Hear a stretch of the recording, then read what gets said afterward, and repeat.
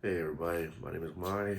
Um, in Professor Brian Lesson's Hospitality 101 class, and today I am presenting a training video on how to create a restaurant menu. Yeah, so a restaurant menu is a very powerful very powerful brand statement.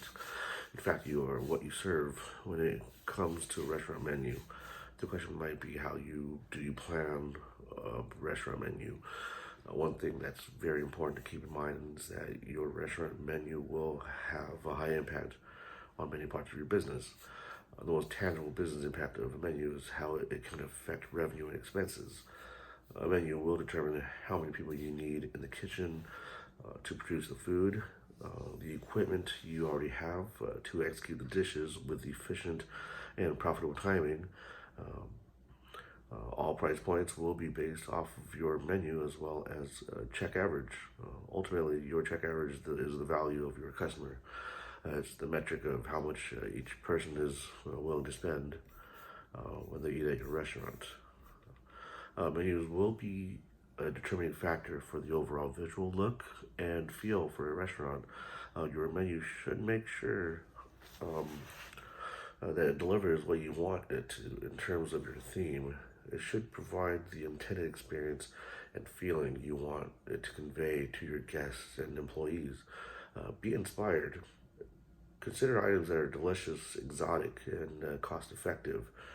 Create a menu that your staff stands behind and are inspired to create, and take your guests on a umami ride. uh, Take your guys on an umami ride where they can feel like they're in Greece, indulging on roast lamb with fresh hot pita and delicious hummus with fresh Greek olive oil. To really drive out your theme and menu as a cohesive concept, one of the first questions you're going to ask yourself is, how does my restaurant menu embody my idea for the restaurant? A restaurant should deliver the kind of food that it fits its cuisine. If you already have your menu set on a specific cuisine, always consider the geography and the demographic you're trying to cater to. It's a good idea to check out the menus that your competition is offering and see what works for them. Take a closer look at the way they're presenting their menu. Find inspiration and look at the ideas that they are incorporating. Uh, Look at their pricing, their cuisine themed items that they are highlighting in the menu. Your main goal is to design a menu that can go head to head against the competition. This doesn't mean you're ripping off their ideas. This exercise allows you to see what kinds of menus already exist, and you can decide on your own what you want on your menu. Maybe you offer items that your competitor doesn't have. You also want to know how many items you're going to offer your guests.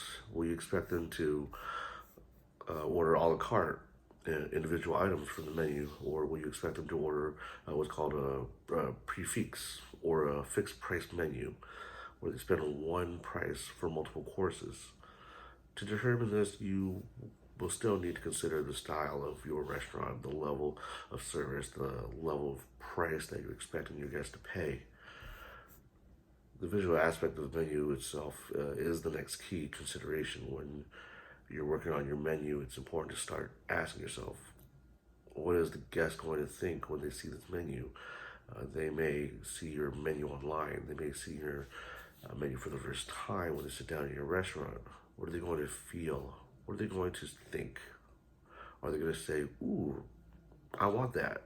Or are they going to be overwhelmed by too many choices? Does the menu make you feel comfortable? Does it make them feel excited? Does it make them feel bored? Does it make them feel overwhelmed? How does the guest feel about the menu and the items on it? When you're designing the menu, make sure you focus on readability of the text.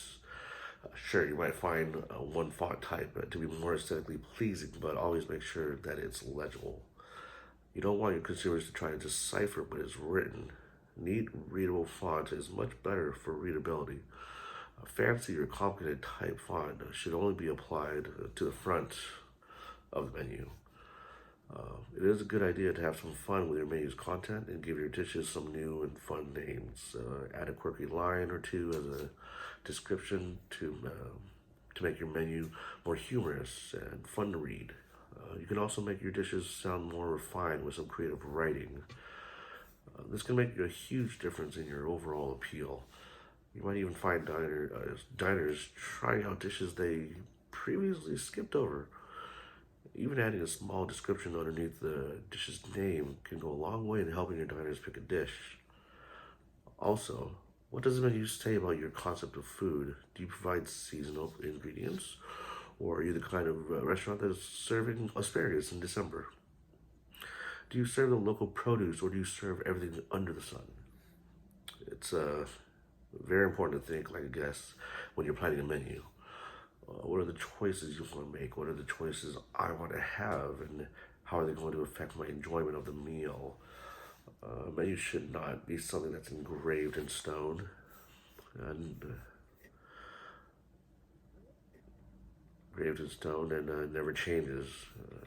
You need to change your menu and you need to create a menu that you expect to change. There will be dishes that will be more seasonally appropriate.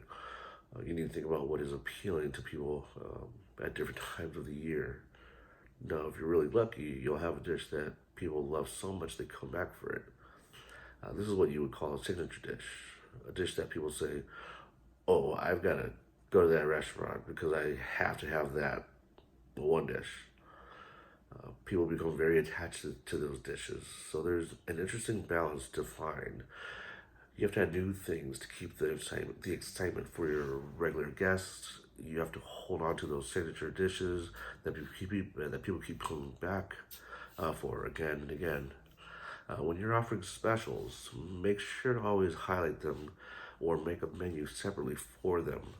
Remember that on special occasions, people do expect to see themed dishes and set menus that are designed with this aspect in mind. Make sure you to have separate menus available for these. If you're not interested in investing a lot of money in this aspect, just get a chalkboard menu. Chalk art could also be a great way to spruce up the place. Make your specials eye-catching and be very presentable as well.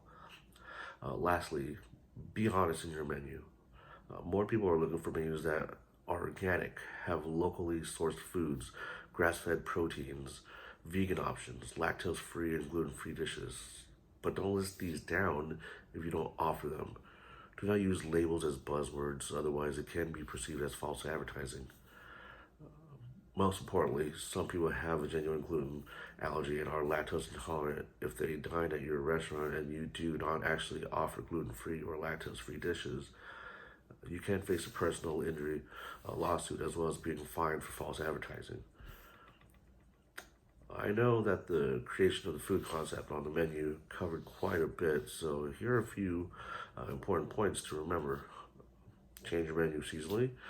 Think about signature dishes that people will associate with your business and keep it fresh. Add new things to keep people interested in your menu. I also went over how the menu affects the restaurant theme and the business aspect along with the aforementioned food concept. The most important thing to consider, what really brings this menu together, is your formula.